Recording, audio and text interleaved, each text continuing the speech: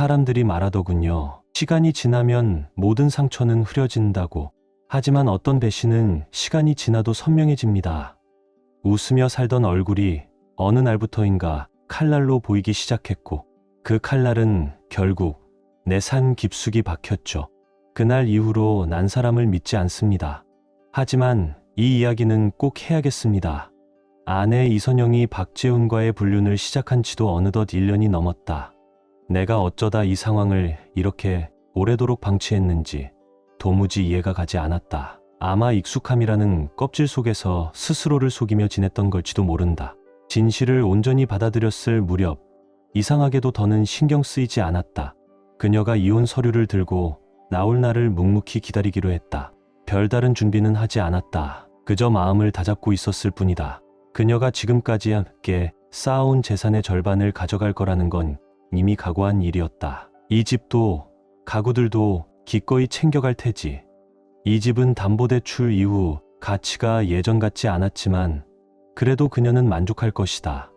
우리는 딸 지수를 위해 정확히 4년치 대학 등록금을 저축해 두었고 3년 뒤면 내 회사의 소유권을 양도할 계획이었다. 그때가 되면 그녀는 분명 그 자금 일부까지도 요구할 것이다. 선영은 겉으로는 그 관계를 감추려고 노력하는 듯 보였지만 가장 큰 문제는 그 남자 박재훈이 내가 근무하는 같은 회사의 다른 부서에 있다는 사실이었다. 그는 나보다 한 단계 높은 직급이었고 외모도 괜찮은 편이었다. 적어도 미혼이라는 점에서는 다행이었지만 그의 거만한 태도만은 도저히 참을 수 없었다. 다행히도 업무상 직접 마주칠 일은 드물었고 간혹 사내 복지팀 행사에서만 얼굴을 볼 뿐이었다. 일은 생각보다 빨리 정리되어 갔다. 지수는 고려대학교에 입학해 첫 학기를 시작했고 우리는 결혼 18년 만에 처음으로 둘만의 집에 남게 되었다. 보통 이런 상황은 부부 사이를 다시 돈독하게 만들 수 있는 좋은 기회지만 우리 부부에게 그런 기대는 없었다. 선영은 항상 피곤하다는 말만 했고 바쁘다며 날 피했다. 그리고 나도 더는 그런 부분에 기대하지 않았다. 토요일 아침이었다. 선영은 욕실에서 샤워 중이었고 나는 여느 때처럼 아침 신문을 읽고 있었다. 전화벨이 울렸다. 기다리던 전화가 아니라서 그냥 음성사서함으로 넘겼다. 그런데 메시지는 꽤 흥미로웠다. 여기는 진성주얼리입니다. 맡기신 시계의 각인이 완료되었습니다. 언제든지 찾아가시면 됩니다. 감사합니다. 잠깐 멍해졌다. 나는 원래 손목시계를 착용하지 않는다. 손에 뭔가 걸쳐져 있는 그 감각 자체가 불쾌했기 때문이다. 선영이 자신의 시계에 각인을 새길 이유도 없었고 지수는 늘 휴대폰으로 시간을 확인했다. 나는 아내의 변덕에 휘둘리는 성격이 아니었지만 그날따라 묘하게 강한 충동이 일었다. 지갑 안 신용카드 옆에 끼워져 있던 영수증을 조심스럽게 꺼내 펼쳐보았다. 브랜드 진성 까레라, 지식의 종류 블랙 악어 가죽 스트랩, 뒷면 각인 영원히, 수령인 이선영, 결제 금액 390만 원, 전액 결제 완료. 나는 조용히 가방을 정리하고 냉장고에서 차가운 맥주를 꺼냈다. 분명히 이건 나를 위한 선물이 아니었다. 선영이 거실로 돌아오고 나는 조용히 밖으로 나가 잔디 손질을 시작했다. 평소보다 2배는 더 걸린 듯 했지만 그 시간 덕분에 생각을 정리할 수 있었다. 점심을 먹고 난 뒤 선영은 오늘 밤 춘천에 있는 언니 집에 다녀올 생각이라고 말했다. 내 얼굴에 번진 미소를 그녀는 놓치지 않았다. 그녀는 내 얼굴에 번진 그 넓은 미소를 놓치지 않았다. 나는 그날 저녁 내내 조용히 내 일들을 정리했다. 이런 준비는 1년 전부터 할 수 있었지만 늘 미뤄왔고 결국 마지막 순간에야 움직였다. 스스로를 다그치며 왜 이렇게 미련하게 시간을 낭비했을까 후회도 했지만 결국 결심을 내렸다는 사실에 마음 한켠이 편안해졌다. 일요일 정오쯤 선영은 집으로 돌아왔다. 우리는 한 집에 있었지만 서로 거의 말을 섞지 않았다. 그날은 내 인생에서 가장 길고 고통스러운 일요일이었다. 나는 결국 거실 소파에서 잠들었다. 월요일 아침 회사는 평소처럼 조용하게 시작됐다. 그러다 박재훈이 새 시계를 동료들에게 자랑하기 시작했다. 나는 이미 이 모든 걸 체념하고 있었지만 그가 나를 보며 활짝 웃는 순간 그 순간은 달랐다. 지금까지는 조용히 행동하던 그가 그날만큼은 확실히 의기양양한 표정을 감추지 않았다. 큰 실수였다. 나는 곧바로 일주일 휴가를 신청하고 인사팀에 부산지사로 전근하겠다는 뜻을 전했다. 그 자리는 몇 차례 거절했던 승진 기회였고 연봉도 인상되는 조건이었다. 하지만 선영과 지수가 이사를 원치 않았기에 지금껏 미뤄온 결정이었다. 그날 오후 나는 은행과 변호사 사무실을 오갔다. 이선영에게는 모든 재산을 넘기되 향후 연금이나 위자료는 제공하지 않는 조건을 제안했다. 지수 대학 등록금만 낸 후 남은 돈이 얼마 없다는 것도 설명했다. 짐은 그녀가 없는 틈을 타 회사 근처 원룸으로 옮겼고 화요일 하루는 조용히 쉬었다. 수요일 즈음 이혼 서류가 그녀에게 전달되었다. 곧 전화가 걸려왔다. 준호 씨, 이게 도대체 무슨 일이에요? 뭐 설명해 줄 거라도 있어요? 이선영 씨, 이건 이미 오래전부터 끝났어야 할 일이에요. 이 서류에 도장 찍는 것만이 우리에게 남은 마지막 정리예요. 당신은 잃는 게 아무것도 없고 얻는 게 많잖아요. 나는 20년을 함께 했는데 그 대가가 아무것도 없다고요? 위자료를 준다 해도 당신이 재혼하면 끝날 일이고 굳이 시간을 끌 이유가 없죠. 이대로 가면 90일이면 모든 게 끝나요. 뭐라도 바꾸고 싶다면 1년은 좋게 걸릴 테고요. 나는 그저 이 상황에서 벗어나고 싶을 뿐이에요. 그럼 정말 이사를 간 거예요? 그런 얘긴 누가 했나요? 물론 누군지 알고 있었다. 중요해요. 지금은 별로요. 짧은 침묵이 흘렀다. 선영 씨, 상처받은 쪽은 나예요. 이사를 떠나는 사람도 나고 잘못한 건 없는데 벌을 받는 건 나라고요. 나는 그 사람 박재훈 씨 이야기도 오래전부터 다 알고 있었어요.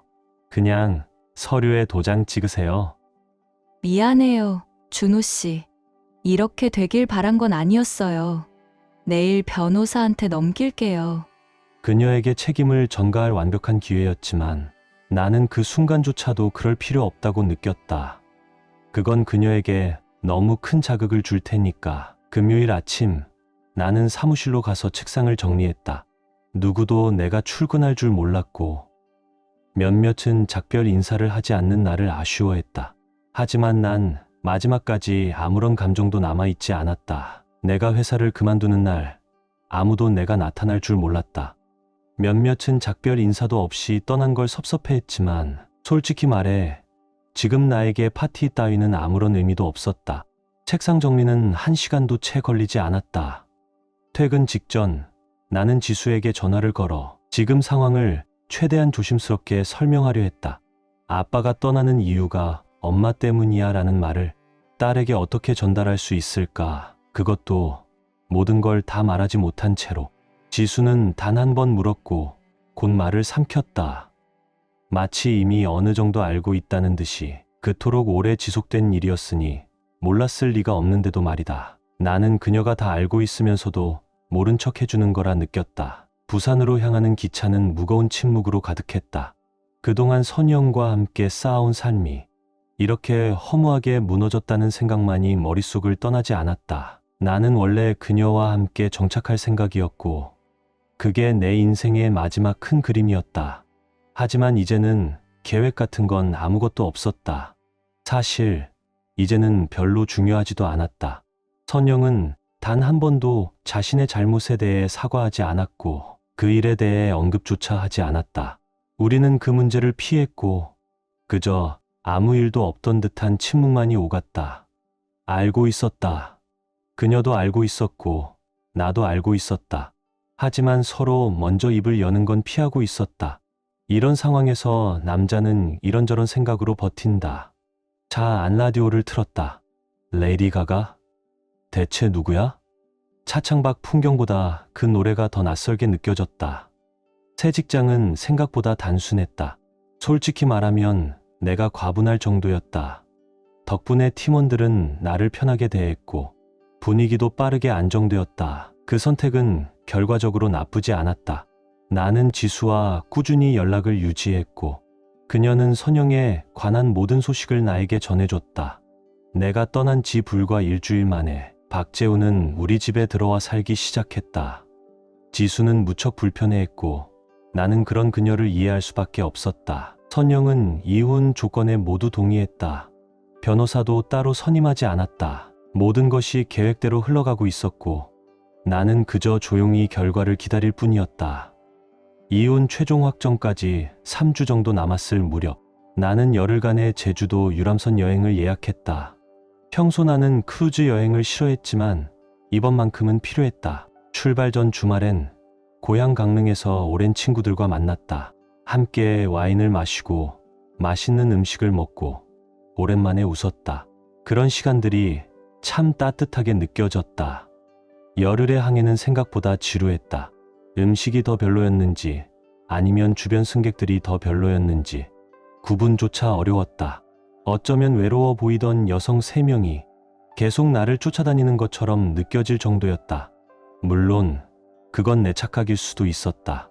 정박하는 항구마다 열심히 내려 돌아다녔고 그 덕분에 심심함은 조금 덜했다.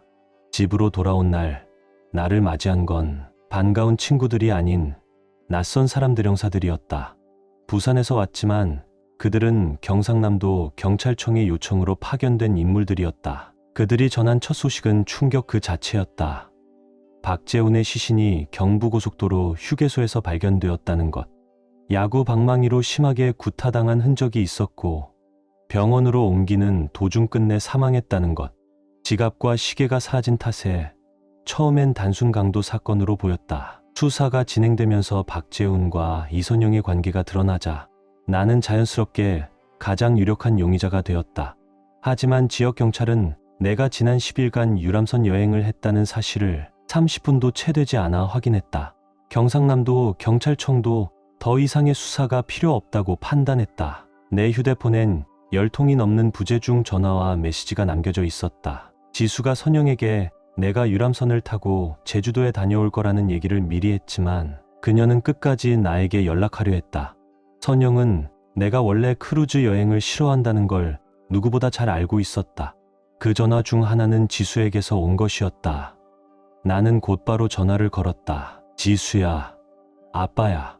방금 유람선에서 돌아왔어. 대체 무슨 일이야? 정확히는 아무도 몰라요. 엄마는 완전히 무너졌고 박재훈 아저씨가 어느 날 퇴근을 안 했대요. 그리고 그날 밤 시내 고속도로에서 발견됐어요. 맞고 쓰러졌고 병원 도착 전에 죽었대요. 그게 언제 일이었지?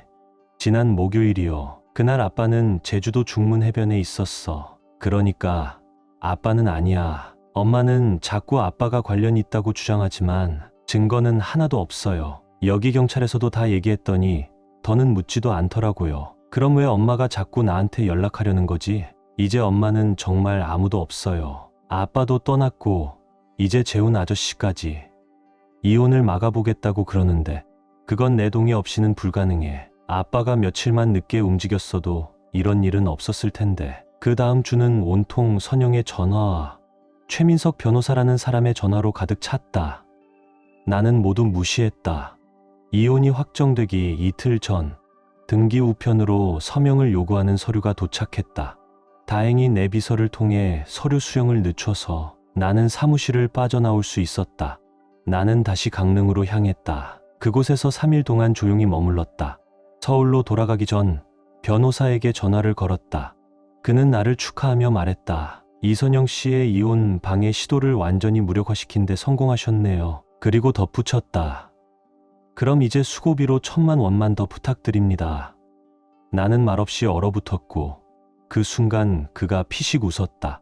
농담이에요. 그냥 소고기 한 끼면 됩니다. 하찮은 농담이었지만 묘하게 마음이 가벼워졌다. 그래도 여전히 썩 유쾌한 농담은 아니었다.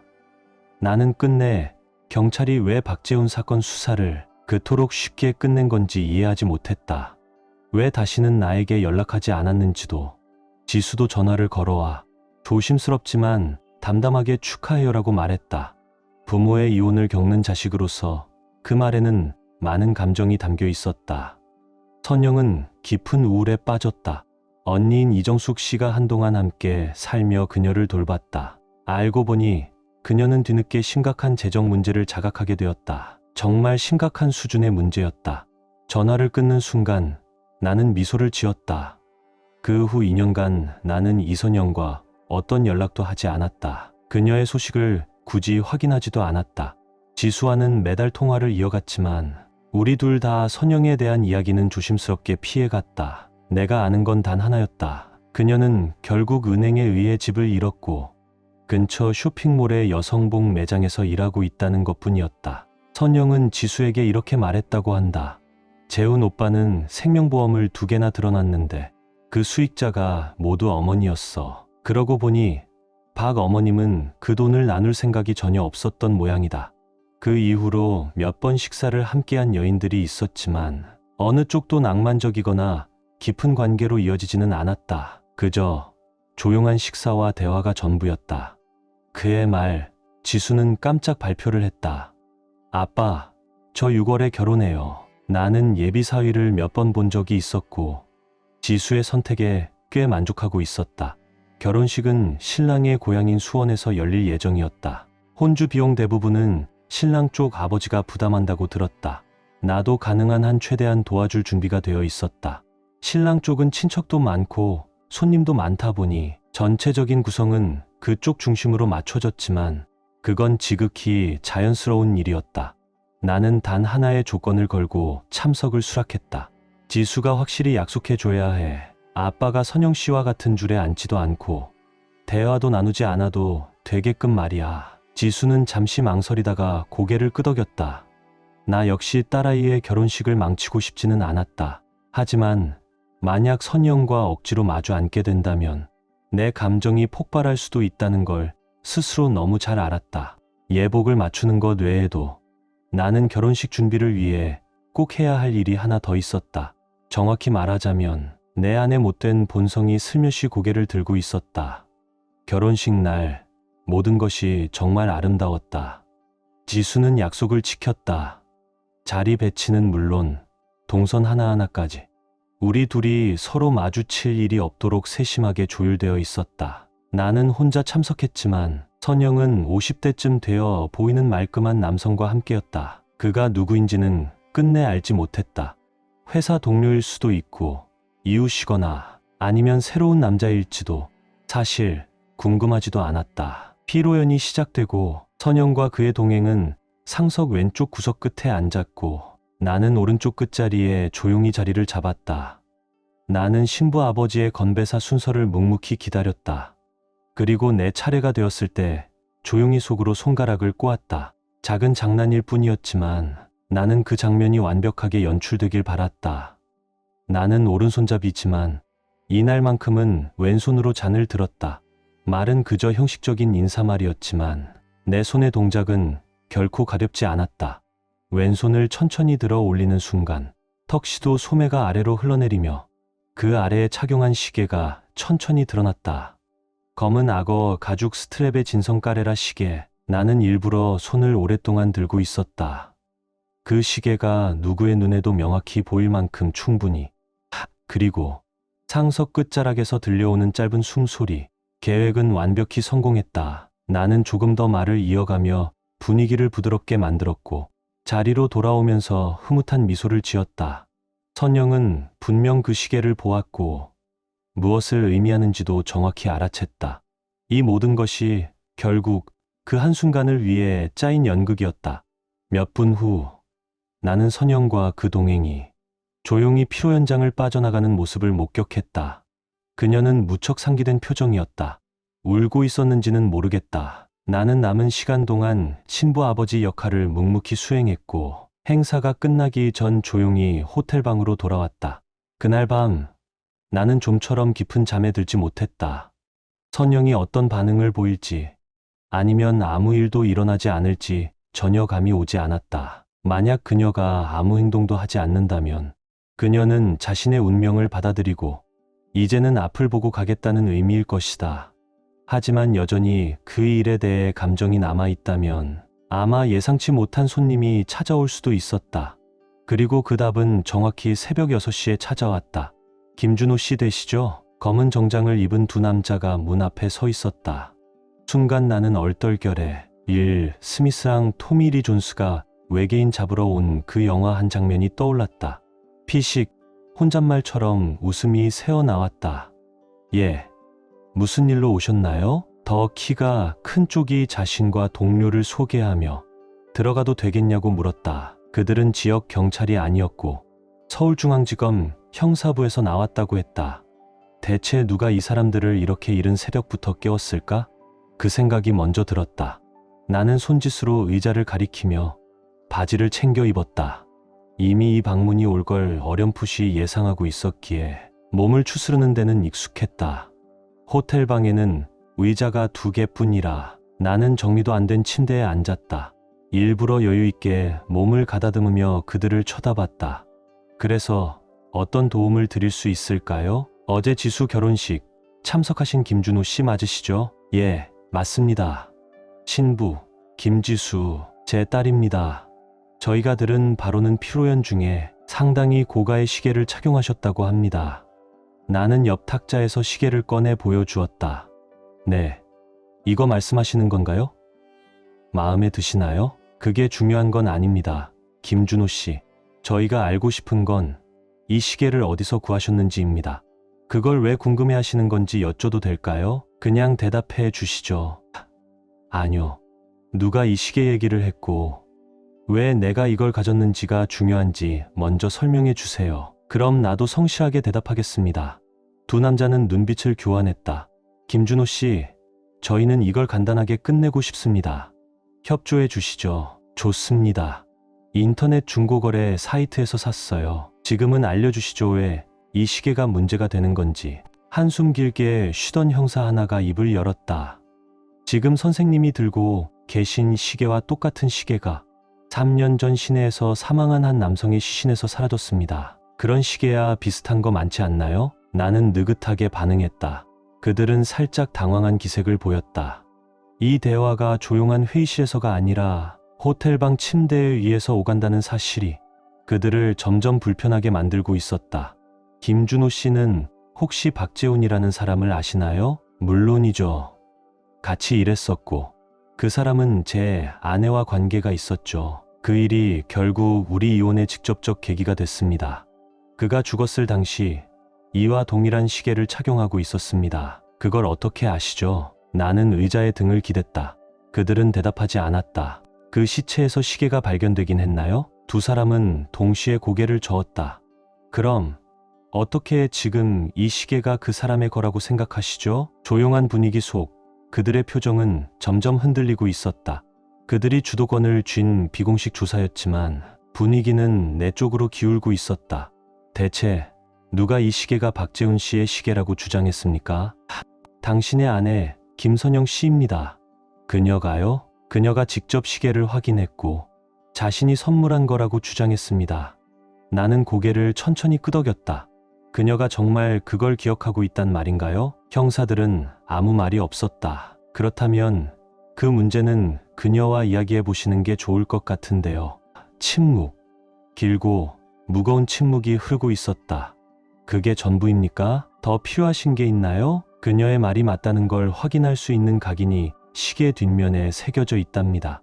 그녀가 이 시계를 샀다는 증거라도 있나요? 영수증이 있다고 하네요. 젠장 나도 영수증 있어요. 보여드릴게요. 나는 지갑에서 접어둔 종이 한 장을 꺼내 그들에게 건넸다. 두 사람은 조용히 받아들고 내용을 읽었다. 큰 쪽이 종이에서 나를 한번 번갈아 보더니 말했다. 이건 중고거래 사이트에서 구매하신 거네요? 네, 49,000원에 샀고 배송비 5,000원이 추가됐어요. 진짜 시계를 54,000원에 샀다는 말씀이신가요? 정확히는 진짜는 아니죠. 자세히 보세요. 상품 설명 부분요. 그들이 설명을 유심히 들여다보는 동안 내 입가엔 미소가 살짝 번졌다. 여기 적혀 있죠. TIGHUER. TAG이 아니라 TIG입니다. 다이얼도 한번 보시죠. 나는 시계를 건네며 말했다. 작은 쫑. 남자가 시계를 유심히 들여다보다가 동료에게 말했다. 여기에도 TIGHUER라고 적혀 있어요. 이제 이해가 되시겠죠? 제 아내는 박재훈 씨에게 TIGHUER 시계를 사줬다고 했죠. 그런데 이건 TIGHUER이에요. 그녀가 말하는 시계가 이거라고요? 그들의 얼굴에 실망의 기색이 역력하게 번졌다. 이 상황이 그들이 의도한 대로 흘러가지 않음이 분명했다. 김준호 씨, 시계 뒷면도 좀 봐도 될까요? 각인을 확인하시려는 거죠? 예, 편하게 보세요. 나는 시계를 그들에게 넘겼다. 이 시점에서 이미 내 말은 충분히 전달된 상태였다. 나는 셔츠 단추를 채우고 있었고 그들은 조용히 일어섰다. 불편을 끼쳐드려 죄송합니다. 김준호 씨, 조심히 돌아가십시오. 그들이 나간 뒤 나는 문을 조용히 닫았다. 그리고 시계를 다시 들여다보았다. 이 시계를 살 때 뒷면 각인에 일부러 2만 원 추가를 낸 내 선택이 무척 자랑스러웠다. 나는 시계를 뒤집었다. 그리고 그 문장을 다시 한번 천천히 읽었다. 물론 그들은 시리얼 넘버만 조회했어도 모든 게 다 드러났을 것이다. 하지만 그렇게 재미있진 않았을 테지. 나는 차를 몰고 부산으로 돌아가는 길에 조수석 창문을 열고 그 TIG HUER 시계를 툭 바깥으로 던져버렸다. 그리고 글러브 박스를 열었다. 그 안에는 진짜 시계가 있었다. 손에 쥐는 순간 차원이 다른 감각이 전해졌다. 시계를 차기 전에 나는 마지막으로 그 뒷면 각인을 읽었다. FOREVER 선영. 그 시계를 차는 건 여전히 고역이었다. 하지만 이젠 그 무게쯤은 감당할 수 있을 것 같았다. 여전히 시계를 차는 건 불편하지만 그 무게쯤은 이제 웃으며 견딜 수 있게 됐어요. 상처는 흔적으로 남았지만 더 이상 날 아프게 하진 않아요. 끝까지 함께해 주셔서 진심으로 감사합니다. 구독과 좋아요, 댓글로 당신의 이야기도 들려주세요. 다음 영상에서 다시 만나요.